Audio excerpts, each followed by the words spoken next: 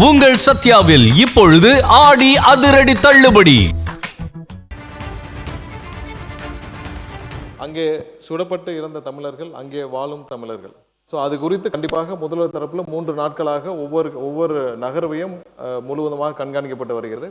கண்டிப்பாக தேவையான அனைத்து சட்டப்பூர்வமான நடவடிக்கைகளும் நம்ம தொடர்ந்து கண்காணிக்கப்பட்டு வருகிறது.